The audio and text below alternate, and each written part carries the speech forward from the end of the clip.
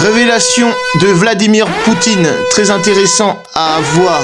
Petit documentaire que je vous ai préparé où les Russes nous dévoilent les caves où se cachent les icônes de tous les prophètes, de la Vierge Marie, en passant par Jésus-Christ jusqu'à Abraham, de la Genèse jusqu'à Révélation. Vous allez voir des documentaires, des présentateurs, des historiens, des écrivains, des évêques des églises blancs disent que le vrai Jésus-Christ est un homme noir avec les cheveux crépus, d'après les icônes qu'ils ont en leur possession, qu'ils ont exposées dans leur musée à Rome et en Russie. Je vous laisse découvrir, pas plus longtemps. Shalom. Réveillez-vous. Oui, réveillez-vous, car ces commentateurs blancs, ces historiens, ces évêques blancs nous disent que d'après la Bible, tous les personnages bibliques, tous les apôtres, Jésus-Christ et même les anges sont de couleur noire. Vous allez pouvoir l'attester par vous-même. In case Shalom. this is making you wonder if Russia has its own twist on biblical figures, the answer is a no. This is not the case at all. This is a matter of fact as real as the untouched horizon. This is a matter of fact as real as the untouched horizon of time. These icons aren't just artistic anomalies. These hold deep meanings of hidden shaded truths, sparking serious curious questions about history and faith, representation, and the unexpected corners of religious art. Pay close attention, amazing people. You are just about to hear it today, like it is, in this video. Before we continue, Abonnez-vous et partagez en masse et supportez mon travail. Partagez-les à votre famille, à vos amis, pour qu'ils sachent la vérité que d'après la Bible, tous les apôtres, Jésus-Christ, Marie, les anges, Dieu sont tous noirs comme les vrais juifs de la Bible. Shalom. We appreciate your support. First and foremost, let's start with the person of the most popular name in the world today, Jesus. Mark chapter 4 verse 22. For there is nothing hidden which shall not be manifested, neither anything kept secret that would not be brought to light. For centuries, the most common image of Jesus Christ, at least in Western cultures, has been that of a bearded, fair-skinned man with long, wavy, light brown or blonde hair, and often blue eyes. But the Bible doesn't describe Jesus physically, and all the evidence we do have today indicates that he probably looked very well different from how he has long been portrayed. The Good Book offers few clues about Christ's physical appearance. Most of what we know about Jesus comes from the first 4 books of the New Testament, the Gospels of Matthew, Mark, Luke, and John. According to the Gospels, Jesus was a Jewish man born in Bethlehem and raised in the town of Nazareth in Galilee, formerly Palestine, now northern Israel. During the 1st century, we know that Jesus was about 30 years old when he began his ministry. So tells us the Bible book of Luke chapter 3 verses 23. But the Bible tells us virtually nothing about what he looked like, except that he didn't stand out in any particular way. The historical Jesus likely had the brown eyes and skin of other 1st century Jews from Galilee, a region in biblical Israel. But no one knows exactly what Jesus looked like. There are no known images of Jesus from his lifetime, and while the Old Testament kings Saul and David are explicitly called tall and handsome in the Bible, there is little indication of Jesus' appearance in the Old or New Testaments. In addition, when Jesus was arrested in the Garden of Gethsemane before the crucifixion, Judas Iscariot had to point Jesus out to his soldiers among the disciples, presumably because they all appeared similar to one another. But the words of the Bible in itself did not hint on the reasons behind their similarities. Whether they were white or black, or why or how they looked too similar, it did not tell. Considering these events, one is made to actually wonder, were these words deliberately expunged from the Bible to hide certain glaring truths? Or did the writers of the Good Book of the Gospel fail to discuss these things? However, the portrayal of Jesus as a white European man has come under renewed scrutiny during this period of introspection over the legacy of racism in society, and over the actuality of truth. One of the major factors of this renewed scrutiny happens to come with the buzzing news concerning certain storming revelations from Russia. For some time now, the recentness of this event has got everyone talking in wonderment. Russian President Vladimir Putin has decided to move one of Russia's holiest icons from a museum to a Moscow cathedral.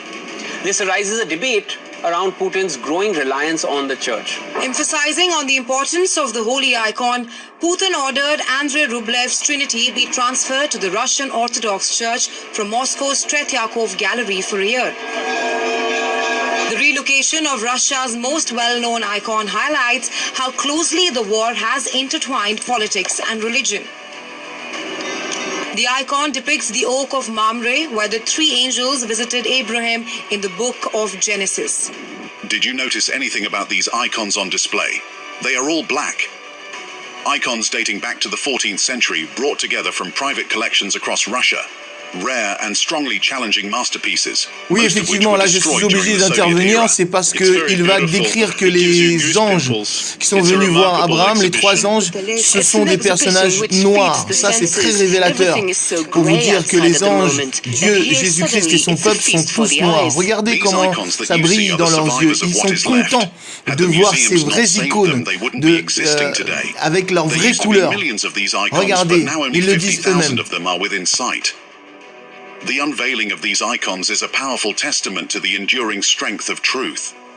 The authenticity of these paintings compels us to re-evaluate our understanding of the past, particularly regarding the presence and representation of black figures. For centuries, these figures may have been shrouded in obscurity, but their rediscovery sheds light on previously untold stories, standing as a challenge to long-held assumptions, prompting us to rewrite history with a more inclusive lens. Many Russian icons were destroyed or sold abroad by agents of the Soviet government.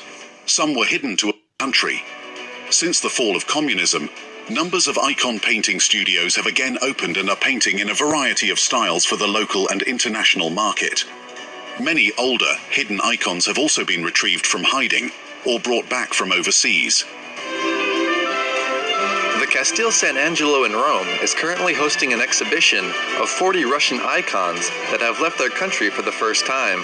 They are pieces of art that were hidden after the October Revolution of 1917 in order to protect them from anti-religious destruction. Soprattutto è la prima volta che it's the first time that a large number of Russian icons have come here to Italy. In addition, here are a dozen examples that have never before been moved. They appear for the first time in our catalog. Icons are usually painted on wood and meant to represent saints or sacred elements. The Orthodox tradition considers them as if they were the gospel, inspirations of God through the hand of the artist. Their deep symbolism is reflected from the meaning of icon as a representation or vision from another world. The wood evokes the Holy Cross through its gold background, divine light, and the cloth attached to the wood evokes the cloth that covered the body of Jesus Christ. Without a doubt, they have a great importance and a fundamental recognition in Russia because the icons represent for Russia what the pyramids represent for Egypt or the temples to the Greeks. The exhibition shows icons ranging from the 15th century until the early 20th century. It's a rare opportunity to see the religious soul of Russia through its... There's been so much debate going on around the world of late, bestirred by the unveiling of these black biblical icons. Some tend to think that the icons had blackened over time due to age, while others say that the blackness of the icons has nothing to do with age but are a measure of accuracy meant to depict the actual color of the skins of the people painted. Because they were black people, says Robert Rubin.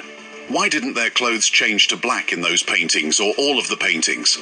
The true Israelis were black-skinned people, not white. Likewise, the ancient Egyptians. The Reshet structure in Mauritania is also the location of Atlantis.